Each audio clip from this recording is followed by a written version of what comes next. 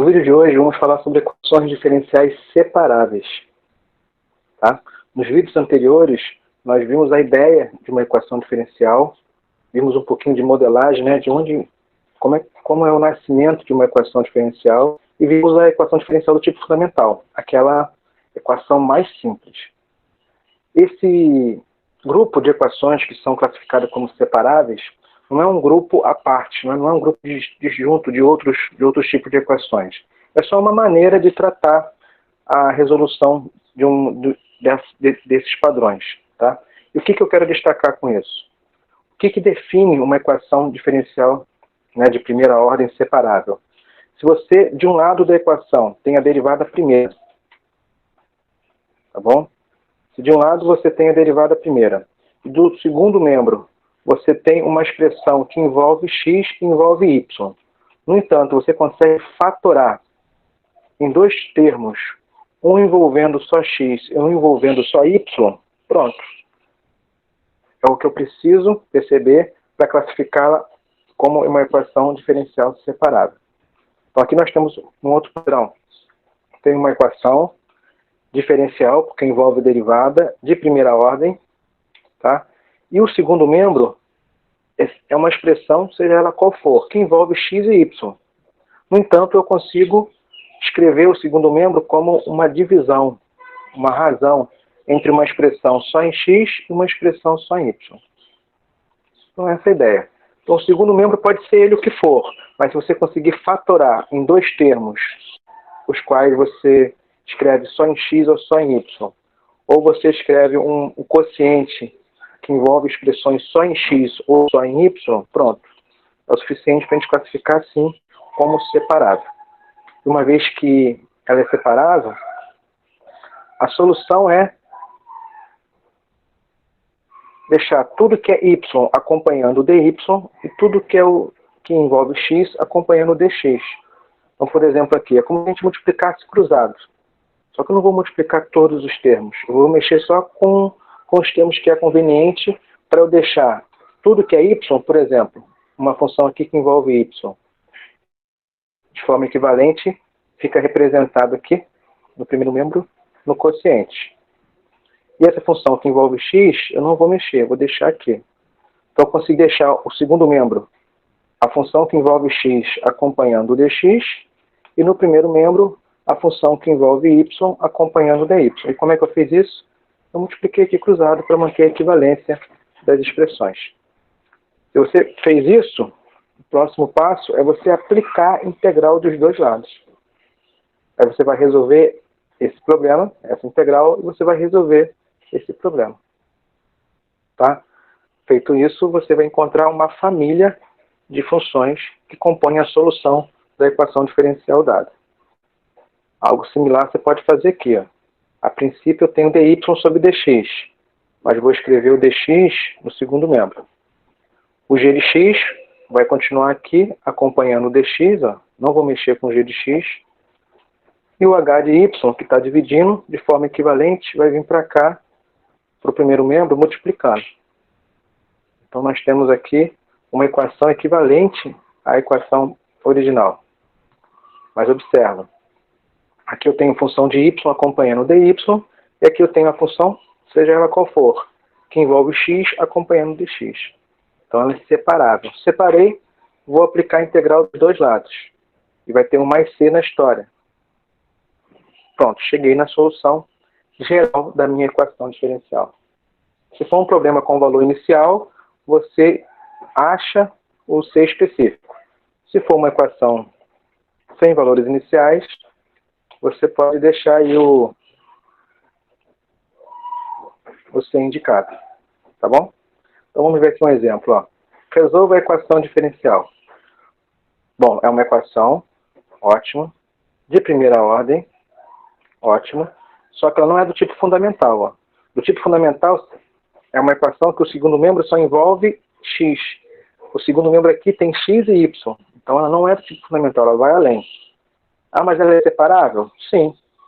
Observe o seguinte, que você pode escrever ela dy aqui, dx no segundo membro, x ao quadrado continua no segundo membro para ficar acompanhando o dx, E o y, que está dividindo no segundo membro, vem para cá multiplicar. Com isso, ó, funções em y acompanhando dy, função em x acompanhando dx. Separei. Então ela vai ser separável sempre que tiver esse padrão. É um quociente de funções só em x entre funções só em y, ou um produto que envolve funções só em x e só em y. Tá? Daí que vem a ideia de separar. Feito isso, qual é o próximo passo? Aplicar integral dos dois lados. Aqui eu tenho integral de y ao quadrado, é y cubo sobre 3.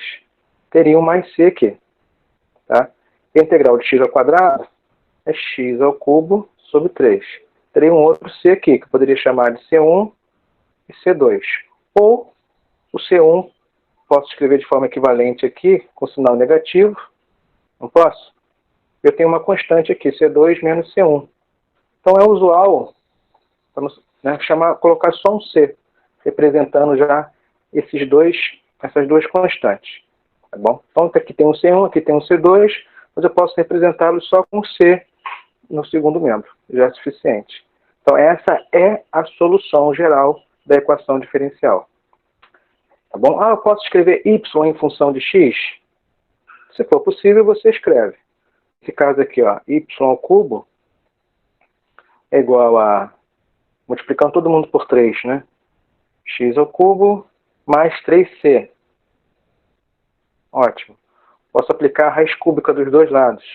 Então nós temos aqui, ó, raiz cúbica de x ao cubo mais 3c. Que eu posso chamar de k.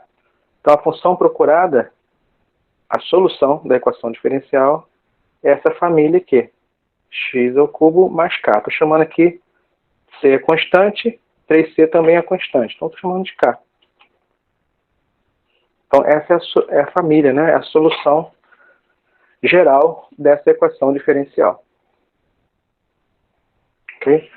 No item B, pede para calcular a solução que satisfaça essa condição inicial. Então, o que a gente vai, né, além disso aqui, o que a gente vai fazer além disso? A gente vai ter que achar esse C específico. Tá bom? Então, você pode substituir aqui, nesse caso, nesse passo aqui, ou pode substituir no passo final. Tanto faz. Ok? Então, qual é a solução? Deixa eu recortar aqui e passar para outra tela. Se eu colocar aqui. Passar para a tela aqui ao lado. Então, nós temos isso aqui, essa solução. Vamos fazer aqui. As condições iniciais. y0 é igual a 2. Vou fazer aqui na tela ao lado. Então, eu quero achar a solução específica. Ou a solução particular. Tanto faz.